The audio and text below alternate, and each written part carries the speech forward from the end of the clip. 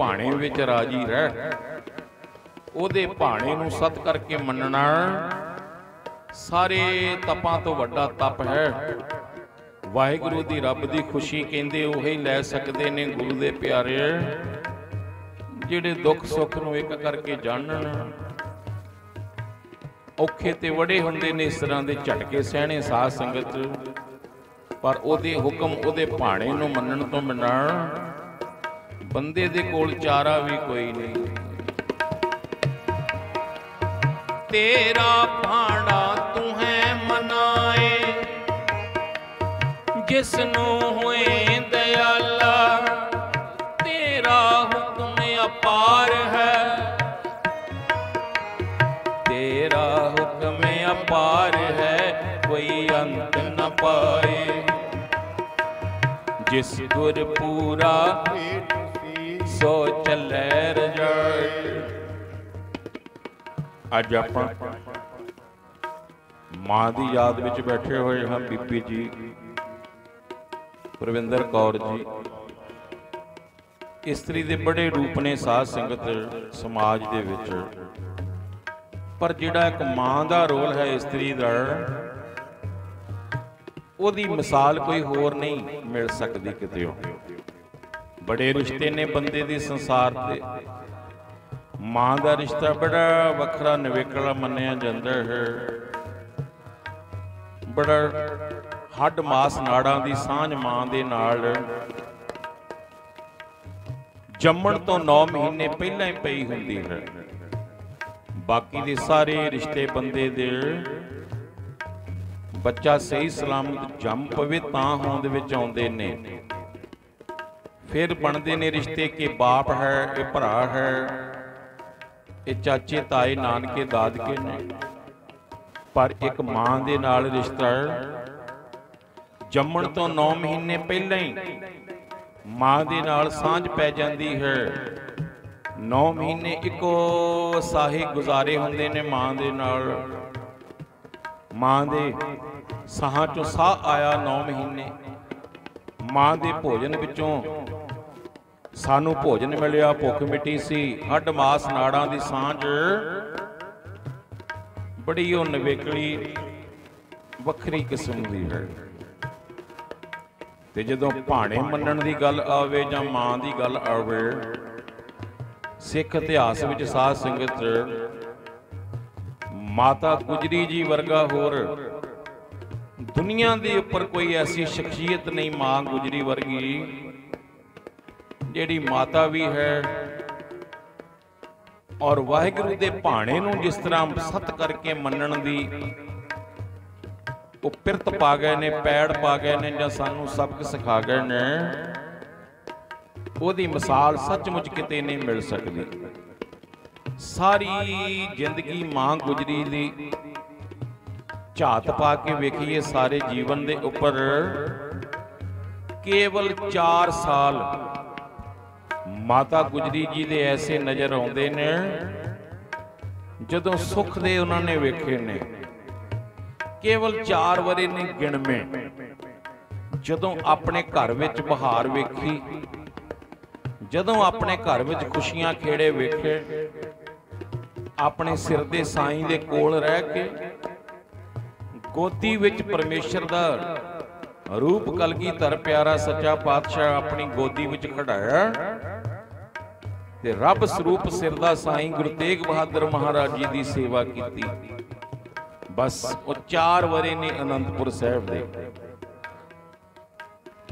ਜੇ ਸ਼ੁਰੂ ਤੋਂ ਜ਼ਿੰਦਗੀ ਗਿਣ ਲੱਗ ਪਈਏ, ਇੱਕ ਦਿਨ ਵੀ ਐਸਾ ਨਹੀਂ ਸਾਧ ਸੰਗਤ ਜਦੋਂ ਦੁੱਖਾਂ ਦੇ ਪਹਾੜ ਨਾ ਡਿੱਗੇ ਹੋਣ। ਕਿਉਂਕਿ ਛੋਟੀ ਜਿਹੀ ਉਮਰ ਸੀ ਮਾਂ ਗੁਜਰੀ ਜੀ ਦੀ ਜਦੋਂ ਗੁਰੂ ਤੇਗ ਬਹਾਦਰ ਮਹਾਰਾਜ ਸੱਚੇ ਪਾਤਸ਼ਾਹ ਜੀ ਦੇ ਨਾਲ ਵਿਆਹ ਹੋ ਗਿਆ ਕਰਤਾਰਪੁਰ ਵਿਖੇ, ਤੁਹਾਡੇ ਨੇੜੇ ਹੀ ਇੱਧਰ ਸ਼ਾਦੀ ਹੋ ਗਈ। ਛੋਟੀ ਆਜੂ ਸੀ ਉਦੋਂ, ਔਰ ਵਿਆਹ ਨੂੰ ਹਾਲੀ ਥੋੜੇ ਦਿਨ ਹੋਏ ਸਨ ਕਿ ਕਰਤਾਰਪੁਰ ਦੀ ਜੰਗ ਛਿੜ ਪਈ। ਗੁਰੂ ਹਰਗੋਬਿੰਦ ਸਾਹਿਬ ਮਹਾਰਾਜ ਸੱਚੇ ਪਾਤਸ਼ਾਹ ਜਿਹੜੇ ਮਾਤਾ ਗੁਜਰੀ ਜੀ ਦੇ ਸਹੁਰਾ ਸਾਹਿਬ ਲੱਗਦੇ ਨੇ। 4 ਜੰਗਾਂ ਸਤਿਗੁਰਾਂ ਨੇ ਲੜੀਆਂ। ਸਭ ਤੋਂ ਅਖੀਰਲੀ ਚੌਥੀ ਜੰਗ ਕਰਤਾਰਪੁਰ ਦੀ ਸੀ।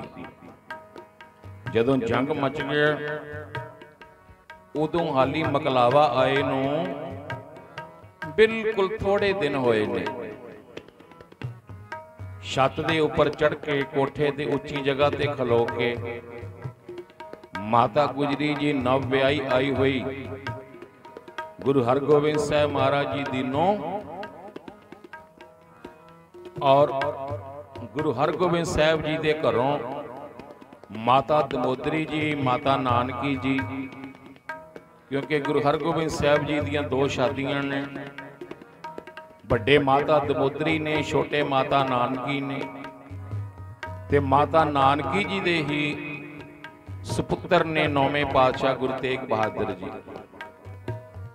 16-17 ਵਰ੍ਹਿਆਂ ਦੀ ਉਮਰ ਹੈ ਉਦੋਂ 9ਵੇਂ ਪਾਤਸ਼ਾਹ ਜੀ ਦੀ। ਜੰਗ ਮਚ ਗਿਆ।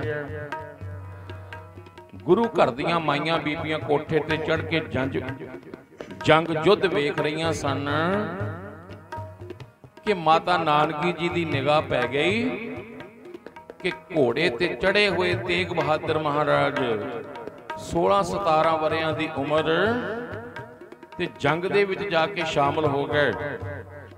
ਬੜੇ ਜੋਸ਼ੋ ਖਰੋਸ਼ ਦੇ ਨਾਲ ਜੰਗ ਲੜ ਰਹੇ ਨੇ। ਤਰਾਹ ਨਿਕਲ ਗਿਆ ਮਾਤਾ ਜੀ ਦਾ। ਕੋਲ ਖਲੋਤੀ ਹੈ ਨਵ ਵਿਆਹੀ ਹੋਈ ਮਾਂ ਗੁਜਰੀ, ਜਿਨ੍ਹਾਂ ਦੀ ਉਮਰ 12-13 ਵਰ੍ਹਿਆਂ ਦੀ ਹੋਵੇਗੀ ਹਾਲੀ। ਉਸੇ ਵੇਲੇ ਸੇਵਾਦਾਰ ਨੂੰ ਬੁਲਾਇਆ ਤੇ ਬੜਾ ਕਾਹਲੀ ਵਿੱਚ ਇੱਕ ਸਖਤ ਜਿਹਾ ਸੁਨੇਹਾ ਦੇ ਕੇ ਭੇਜਿਆ ਕਿ ਮੈਦਾਨੇ ਜੰਗ ਵਿੱਚ ਜਾ ਤੇ ਮੇਰੇ ਲਾਲ ਗੁਰੂ ਤੇਗ ਬਹਾਦਰ, ਸ਼ਾਇਦ ਇਤਿਹਾਸ ਕਿਤੇ ਕਹਿੰਦਾ ਹੈ ਕਿ ਉਹਨਾਂ ਦਾ ਨਾਮ ਪਹਿਲਾਂ ਤਿਆਗਮੱਲ ਵੀ ਸੀ, ਕੁਝ ਵੀ ਹੋਵੇ, ਜਾ ਕੇ ਸੁਨੇਹਾ ਦੇ ਕੇ ਬੇਟਾ ਹਾਲੀ ਤੇ ਕੱਲ ਵਿਆਹ ਕੇ ਆਏ ਹੋ, ਹਾਲੀ ਤੇ 2 ਦਿਨ ਹੋਏ ਨੇ ਮੁਕਲਾਵਾ ਆਇਆ ਹੈ ਤੇ ਤੁਸੀਂ ਜੰਗ ਵਿੱਚ ਚਲੇ ਗਏ ਹੋ। ਬੇਟਾ ਜੀ ਤੁਸੀਂ ਜੰਗ ਨਹੀਂ ਲੜਨਾ। ਜੰਗ ਸਤਿਗੁਰੂ ਸੱਚੇ ਪਾਤਸ਼ਾਹ ਜੀ ਦੇ ਹੁਕਮ ਵਿੱਚ ਲੜਨ ਵਾਲੇ ਬੜੇ ਸਿੱਖ ਸੇਵਕ ਨੇ ਪਿਆਰੇ ਗੁਰੂ ਦੇ। ਤੁਸੀਂ ਵਾਪਸ ਆ ਜਾਓ। ਤੁਸੀਂ ਹਾਲੇ ਤਾਂ ਵਿਆਹ ਦੀਆਂ ਖੁਸ਼ੀਆਂ ਮਨਾ ਰਹੇ ਹੋ, ਛੇਤੀ ਆਓ ਵਾਪਸ। ਸੇਵਾਦਾਰ ਸੁਨੇਹਾ ਲੈ ਕੇ ਮੈਦਾਨੇ ਜੰਗ ਵਿੱਚ ਗਿਆ ਤੇ ਅੱਗੋਂ ਗੁਰੂ ਤੇਗ ਬਹਾਦਰ ਮਹਾਰਾਜ ਜੀ ਨੇ ਵੇਖੋ ਸੁਨੇਹਾ ਕੈਸਾ ਦਿੱਤਾ ਵਾਪਸ। ਕਹਿਣ ਲੱਗੇ ਮਾਤਾ ਜੀ ਨੂੰ ਜਾ ਕੇ ਆਖਦੇ ਕਿ ਮਾਤਾ ਜੀ ਮੈਦਾਨੇ ਜੰਗ ਦੇ ਵਿੱਚੋਂ ਸੂਰਮੇ ਇਸ ਤਰ੍ਹਾਂ ਕਦੇ ਵਾਪਸ ਨਹੀਂ ਆਉਂਦੇ। 2 ਗੱਲਾਂ ਹੋਣ ਤੇ ਵਾਪਸ ਆਉਂਦੇ ਨਹੀਂ, ਐਉਂ ਨਹੀਂ ਵਾਪਸ ਆਉਂਦੇ। ਜਾਂ ਤੇ ਸੂਰਮੇ ਮੈਦਾਨ ਜਿੱਤ ਕੇ ਖੁਸ਼ੀ ਦੇ ਡੰਕੇ ਵਜਾਉਂਦੇ ਆਉਂਦੇ ਨੇ, ਜਾਂ ਫਿਰ ਸੂਰਮਿਆਂ ਦੀ ਲਾਸ਼ ਆਉਂਦੀ ਹੁੰਦੀ ਹੈ, ਉਂਝ ਨਹੀਂ ਵਾਪਸ ਆਉਂਦੇ ਯੋਧੇ। ਇਸ ਕਰਕੇ ਮਾਤਾ ਜੀ ਧਰਮ ਯੁੱਧ ਹੈ। ਵਿਆਹ ਦੀਆਂ ਖੁਸ਼ੀਆਂ ਇੱਕ ਪਾਸੇ, ਮੈਂ ਆਪਣੇ ਪਿਤਾ ਗੁਰਦੇਵ ਹਰਗੋਬਿੰਦ ਸਾਹਿਬ ਜੀ ਦੇ ਹੁਕਮ ਦੇ ਵਿੱਚ ਜੰਗ ਵਿੱਚ ਸ਼ਾਮਲ ਹੋ ਗਿਆ ਹਾਂ। ਨਾ ਹੁੰਦਾ ਸ਼ਾਮਲ ਤੇ ਨਾ ਹੁੰਦਾ, ਜੇ ਹੋ ਗਿਆ ਹਾਂ ਸ਼ਾਮਲ ਤੇ ਹੁਣ ਜਾਂ ਤੇ ਜੰਗ ਜਿੱਤ ਕੇ ਆਵਾਂਗਾ ਜਾਂ ਫਿਰ ਚੌਂ ਦੇ ਮੋਢਿਆਂ ਤੇ ਆਵਾਂਗੇ। ਖਿਆਲ ਕਰੋ ਜਰਾ ਮਾਤਾ ਗੁਜਰੀ ਜੀ ਕੋਲ ਕੀ ਸੋਚਦੇ ਹੋਣਗੇ, ਜਿਹੜੇ ਹਾਲੀ ਕੱਲ ਵਿਆਹੇ ਆਏ ਨੇ, ਮੁਕਲਾਵਾ ਆਇਆ ਹੈ ਤਾਜ਼ਾ ਉਹਦੇ ਸਿਰ ਦਾ ਸਾਈਂ ਕਿਸ ਤਰ੍ਹਾਂ ਦੀਆਂ ਗੱਲਾਂ ਕਰ ਰਿਹਾ ਹੈ। ਤੇ ਇਹ ਵੀ ਇਤਿਹਾਸ ਦੇ ਵਿੱਚ ਚੰਗੀ ਤਰ੍ਹਾਂ ਸਾਨੂੰ ਪਤਾ ਲੱਗਦਾ ਹੈ ਕਿ ਗੁਰੂ ਤੇਗ ਬਹਾਦਰ ਮਹਾਰਾਜ ਜੀ ਦੀ ਅਵਸਥਾ, ਉਹਨਾਂ ਦਾ ਸੁਭਾਅ ਬੜਾ ਵੱਖਰਾ ਜਿਹਾ ਹੈ। ਕਿਉਂਕਿ ਉਹਨਾਂ ਦੀ ਬਾਣੀ ਪੜ੍ਹ ਕੇ ਵੇਖੋ, ਬੜਾ ਬੈਰਾਗ, ਬੜਾ ਤਿਆਗ ਹੈ ਗੁਰੂ ਤੇਗ ਬਹਾਦਰ ਮਹਾਰਾਜ ਜੀ ਦੇ ਬੋਲਾਂ ਵਿੱਚ, ਬਚਨਾਂ ਵਿੱਚ, ਬਾਣੀ ਵਿੱਚ। ਬਸ ਮਰਨ ਦੀਆਂ ਗੱਲਾਂ, ਝੂਠੀ ਦੇਖੇ ਪ੍ਰੀਤ ਜਗਤ ਮੇਂ ਸੰਸਾਰ ਝੂਠਾ ਹੈ, ਜਗ ਰਚਨਾ ਸਭ ਝੂਠ ਹੈ। 9ਵੇਂ ਪਾਤਸ਼ਾਹ ਜੀ ਦੇ ਸ਼ਲੋਕ ਕਿਤੇ ਸਰਵਣ ਕਰ ਲਓ, ਬਰਾਕ ਕਿੰਨਾ ਹੈ। ਇੱਕੋ ਹੀ ਗੱਲ ਕਿ ਸੰਸਾਰ ਝੂਠਾ ਹੈ, त्याग ही त्याग है गुरु तेग बहादुर महाराज जी के जीवन विच बाणी विच।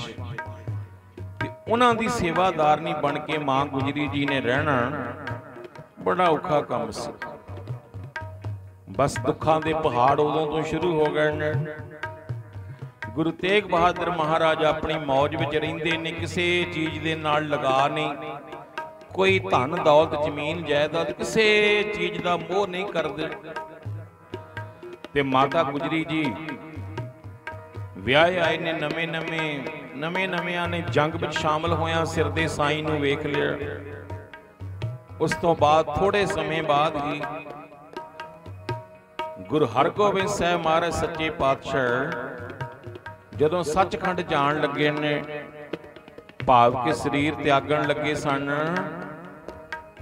कीरतपुर साहब की धरती ते, क्योंकि इत्थे करतारपुर की जंग मुका के सतगुरु पंजाब का यह हिस्सा छड्ड के सतलुजों पार चले गए सन कीरतपुर साहब। उत्थे जाके कीरतपुर साहब बसाया नगर छेवें पातशाह जी ने। आनंदपुर साहब के नेड़े आनंदपुर साहब बाद च बसाया नौवें पातशाह ने। उत्थे जाके शरीर त्यागण लगे। माता नानकी जी नूं ते होर भी सारियां नूं लगदा सी कि गुरगद्दी दे मालक वेखण नूं लगदा है कि नौवें पातशाह ने गुरु तेग बहादुर जी उही गुरगद्दी दे मालक बनणगे, क्योंकि सुभाअ साधुआं वाला है। गुरु साहब सच्चे पातशाह जी की बाणी के मुताबिक सारा जीवन है। विराग त्याग बड़ा है, किसी चीज़ नाल संसार नाल मोह नहीं रंचक मात्र भी। पर छेवें पातशाह जी ने कौतक किया, गुरगद्दी अपने पुत्रां विचों सिखां विचों किसी नूं नहीं दिती, गुरगद्दी लई चुनिया अपना पुत्र। छेवें पातशाह जी ने अपने वड्डे सपुत्र बाबा गुरदित्ता जी दे पुत्र हर राय साहब जी नूं गुरगद्दी लई चुनिया पोतरे नूं। सारे हैरान हो गए। हुक्म सी गुरु साहब दा मन्निया गया और सारियां दियां ड्यूटियां सतगुरां ने ला दित्तियां। बाबा बिधी चंद होर सारे सिख सूरमे जिथे जिथे उन्हां दी ड्यूटी ला दी कि हुण जंग युद्ध खत्म ने, सेवा सिमरन करते जिंदगी गुजारो। सारियां नूं समझा दिता, गुरगद्दी दी रस्म कर दित्ती। ते माता नानकी जी बड़े परेशान ने। थोड़े आके कहण लगे, आ मेरे सिर दे साईं, मेरे सिर ते सुहाग भाग सतगुरु जीओ, सारियां दा तुसां कुछ ना कुछ सोच लिया है, पर मेरे लाल आप जी दे सब तो छोटे सपुत्र तेग बहादुर बारे भी कुछ सोचिया है। ये ते बड़ा भोला है, इनू ते दुनिया दियां चलाकियां चतराइयां आउंदियां कोई नहीं, इहदा गुजारा किवें होवेगा महाराज, इहदे बारे भी कुछ सोचो, ये किवें संसार विच रहेगा, तुसीं इहदे बारे भी कोई बचन करना सी।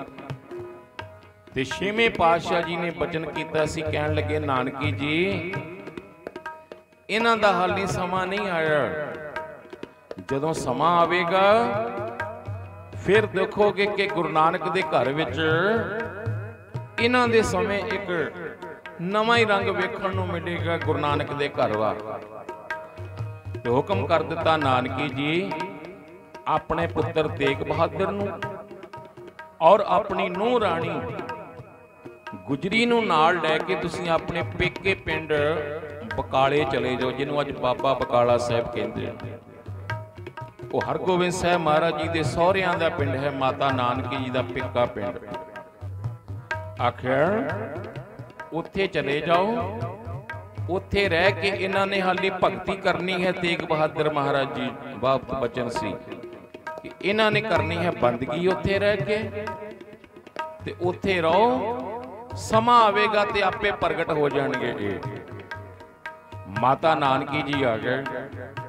हुण वेखो साध संगत, माता गुजरी जी छोटी जी उम्र दे विच विआह हो गया और सुभाग वेख के गुरु तेग बहादुर अपने सिर दे साईं दा बड़े हैरान होंदे ने। हुक्म विच फिर भी रहिंदे ने कि विराग त्याग, किसी चीज़ दा मोह नहीं, प्यार नहीं किसी चीज़ दे नाल, पैसे धेले नाल। ਜਾਇਦਾਦ ਨਾਲ।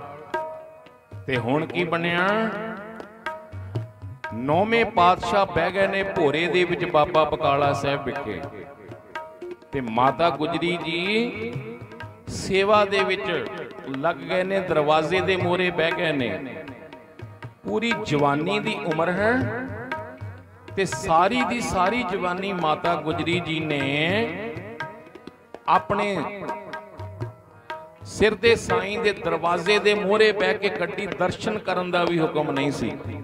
ਇੱਕ ਦਿਨ ਦੋ ਦਿਨ ਨਹੀਂ, 27 ਵਰਿਆਂ ਦੇ ਕਰੀਬ, ਕਹਿੰਦੇ ਨੇ 26 ਸਾਲ 9 ਮਹੀਨੇ 13 ਦਿਨ ਆਪਣੇ ਮਾਲਕ ਦੇ ਦਰਵਾਜ਼ੇ ਤੇ ਪਹਿਰਾ ਦਿੰਦਿਆਂ 27 ਸਾਲ ਕੱਢ ਦੇਣੇ ਤੇ ਸਾਰੀ ਜਵਾਨੀ ਨਿਕਲ ਜਾਂਦੀ ਹੈ।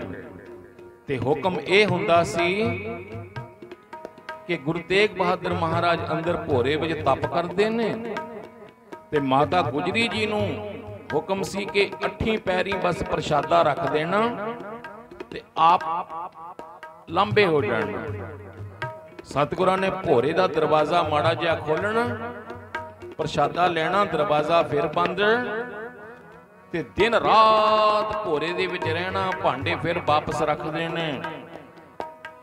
ਮਾਤਾ ਗੁਜਰੀ ਜੀ ਨੇ ਬਰਤਨ ਲੈ ਜਾਣੇ ਤੇ ਸਾਰਾ ਦਿਨ ਤੇ ਰਾਤ ਭੋਰੇ ਦੇ ਸਾਹਮਣੇ ਪਹਿਰੇ ਤੇ ਬੈਠੇ ਰਹਿਣਾ ਦਰਵਾਜ਼ੇ ਤੇ। ਜਰਾ ਖਿਆਲ ਤੇ ਕਰਕੇ ਵੇਖੋ ਕਿ ਆਪਣੇ ਘਰ ਦਾ ਸਿਰ ਦਾ ਸਾਈਂ ਦਰਸ਼ਨ ਵੀ ਨਾ ਦੇਵੇ, ਬੋਲ ਚਾਲ ਗੱਲਬਾਤ ਕਰਨੀ ਤੇ ਇੱਕ ਪਾਸੇ ਭਰ ਜਵਾਨੀ ਵਿੱਚ ਦਰਸ਼ਨ ਕਰਨ ਦਾ ਵੀ ਹੁਕਮ ਨਹੀਂ। ਤੇ ਮਾਤਾ ਗੁਜਰੀ ਜੀ ਉਸੇ ਰੰਗ ਦੇ ਵਿੱਚ ਉਹਦੇ ਭਾਣੇ ਨੂੰ ਮੰਨਦਿਆਂ ਉਸੇ ਤਰ੍ਹਾਂ ਰਾਜੀ ਨੇ। ਤੇਰਾ ਹੁਕਮ ਅਪਾਰ ਹੈ, ਕੋਈ ਅੰਤ ਨਾ ਪਾਏ। ਤੇਰਾ ਹੁਕਮ ਅਪਾਰ ਹੈ, ਕੋਈ ਅੰਤ ਨਾ ਪਾਏ। ਜਿਸ ਗੁਰ ਪੂਰਾ ਭੇਟ ਸੀ, ਸੋ ਚਲੈ ਰਜਾਏ। ਤੇਰਾ ਭਾਣਾ ਤੁਮੇ ਮਨਾਏ, ਜਿਸ ਨੂੰ ਹੋਏ ਦਇਆਲਾ। ਤੇਰਾ ਭਾਣਾ ਤੁਮੇ ਮਨਾਏ, ਜਿਸ ਨੂੰ ਹੋਏ ਦਇਆਲਾ।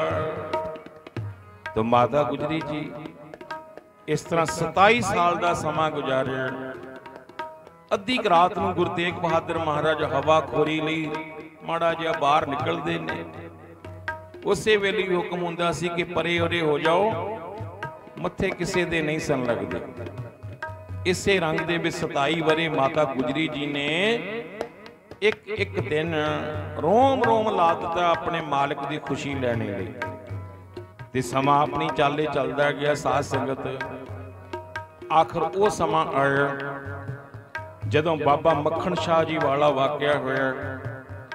इस घटना तो 27 वरियां बाद बाबा मक्खन शाह दा साखी तुसीं उस बरतांत सारा जानदे हो। जानदे हो सतगुर कहण लगे नहीं मखना सानू टिके रहण दे उस मालिक दे हुक्म दे विच, असीं राजी हां इत्थे। कहण लगा नहीं मालिक, भोलियां भालियां संगतां दी शरदा दे फुੱਲ पखंडियां दे पैरां हेठ मधोले जा रहे ने, मैनू छड्ड दिओ। शरदा दा घाण हो रहा है। झटका दे के बांह छड़ाई मक्खन शाह ने, बाहर आके कोठे ते चढ़ गया। टिकी हुई रात कच्चे कोठे दी छत दे उपर चढ़ के पल्लू फेर के अद्धी रात नूं मक्खन शाह लैंदी पंजाबी दे विच कह रहा सी, गुरलद्दो रे गुरलद्दो रे गुरलद्दो रे। झेलम दे इलाके दी बोली बोलदा मक्खन शाह कह रहा सी, गुरु लभ पिया जे, गुरु लभ पिया जे। टिकी हुई रात दूर तक आवाज गई। जिथे जिथे सिंह संगतां ने सुनिया, परेशान सन सारियां संगतां आईयां कट्ठियां हुईयां मक्खन शाह दे दुआले। मक्खन शाह ने गुरु साहब दे दीदार कराए, सतगुरु प्रगट होए ते अगली सवेर गुरियाई दी रस्म करके 9वें पातशाह दे रूप दे विच दर्शन कीते सारियां ने। भाव के माता गुजरी जी दी गल कर रहे हैं कि देखो 27 वरे हो गए ने दीदार कीते, 27 सालां बाद संगत दे नाल ही अपने सिर दे साईं दे। उस तो बाद भोरे विचों निकले ने ते निकलदियां सार परिवार दे नाल कोई मोह नहीं ते नहीं। निकलदियां सार आसाम दी यात्रा नूं तुर पए ने, उधर नूं भला करने लई संसार दा तुर पए ने। पूर्वी पासा जिहड़ा चढ़दा पासा है हिंदुस्तान दा, असम बंगाल ढाका, उधर नूं निकल पे ने मेरे मालक उदासी करन वांग। ते रस्ते विच जांदियां जांदियां माता गुजरी जी नूं फिर विछोड़ा दे गए, क्योंकि साहिबजादा दसम पातशाह जी का जन्म होने वाला सी। उन्होंने पटने की धरती ते छड्ड के आप असम नूं चले गए। माता गुजरी जी नूं 27 वरियां बाद दीदार होए, फिर विछोड़ा पै गया। सिर दा साईं फिर चला गया छड्ड के। मगरों अवतार होया दसम पातशाह जी का पटने की धरती ते, तहीं प्रकाश हमारा भयो पटना शहर विखे पव लियो। ते फिर 5 साल बाद ज किन्ने समय बाद सतगुरु वापस आए ने, ते उस समय नूं दसम पातशाह जी की उम्र 5 वरियां दी हो चुकी सी। आनंदपुर साहिब महाराज आए, आन के चक नानकी नाम रखिया सी पहला जदों आनंदपुर साहिब बसाया। इत्थे आन के नौवें पातशाह जी ने सुनेहा भेज दिता पटना साहिब नूं कि माता गुजरी जी नूं आख्या कि साहिबजादे नूं गोबिंद राय नूं नाल लैके पंजाब की धरती ते आ जाओ। दसम पातशाह कहंदे मदर देश हमको ले आए, पंजाब की धरती ते ले आए सानू। माता जी आ गए। बस 4 वरे अपने सिर ते साईं दे कोल, अपने मालक दे कोल गुजारे खुशी दे विच। ये 4 साल ने जदों दसम पातशाह जी की उम्र 5 वरियां दी है। 1971 वाहिगुरू 1671 का टाइम है। ये 1671 दे विच आए ते 1675 तक माता गुजरी जी 9वें पातशाह जी के चरणों विच रहे, खुशियां खेड़े नचदे वेखी बहार अपने वेड़े विच। रब वर्गा सपुत्र अपनी गोदी विच खड़ा रहे ने, रब स्वरूप अपने पति की सेवा कर रहे ने। ये 4 वरे ने केवल माता गुजरी जी दे खुशियां दे। ते 75 दे विच फिर 9वें पातशाह शहीद होने लई तुर पए ने। कश्मीरी पंडितां दी फरियाद सुन के फिर दुखां दे पहाड़ टुट पे ने, फिर खुशियां दे उड़ गए ने तंबू। बस फिर खुशियां उड़ गईयां वेड़े दे विचों।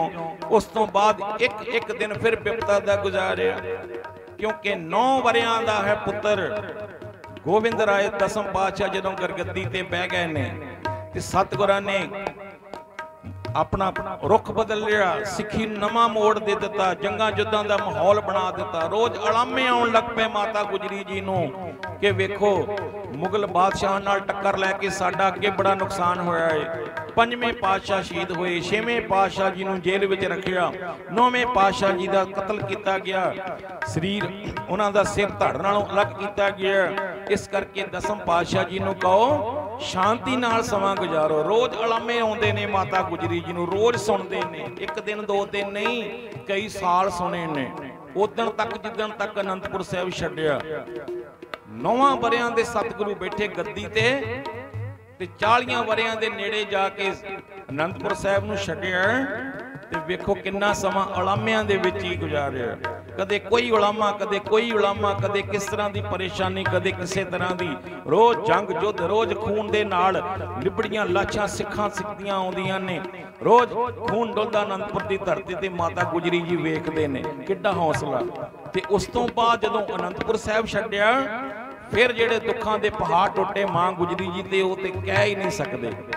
वो फिर एक एक पल यात्रा दा आनंदपुर साहिब तो लैके किला छड्डण तो लैके सरहंद दे ठंडे बुरज तक वो दिन किवें गुजारे ने। 8-10 दिन जेड़े ने मां गुजरी ने अपने निक्के निक्के बच्चियां नूं नाल लैके वो किवें समा गुजारिया, वो ते असीं कुछ कह ही नहीं सकते।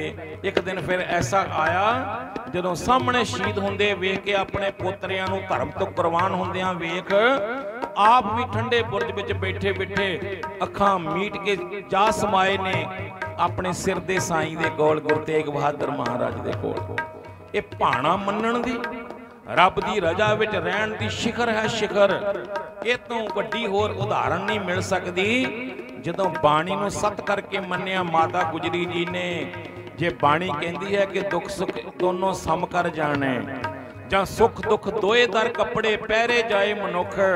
गुरु नानक साहब कहते सुख ते दुख ते दोनों कपड़े ने। जिमें सियाल ते गर्मियां दे बदल बदल के कपड़े पाउंदे आ, सिखां लई सुख ते दुख इउं हुंदे ने, कदे गर्म पा लै कदे ठंडे पा लै, बदल बदल के पाउणे ही पैणे ने। ਤੇ ਉਹਨੂੰ ਸਤ ਕਰਕੇ ਮੰਨਣ ਦੀ ਮਿਸਾਲ ਮਾਤਾ ਗੁਜਰੀ ਜੀ ਨੇ ਸਾਨੂੰ ਸਾਹਮਣੇ ਵਰਤਾ ਕੇ ਦੱਸੀ। ਹੁਣ ਸਮਾਂ ਸਮਾਪਤ ਹੈ।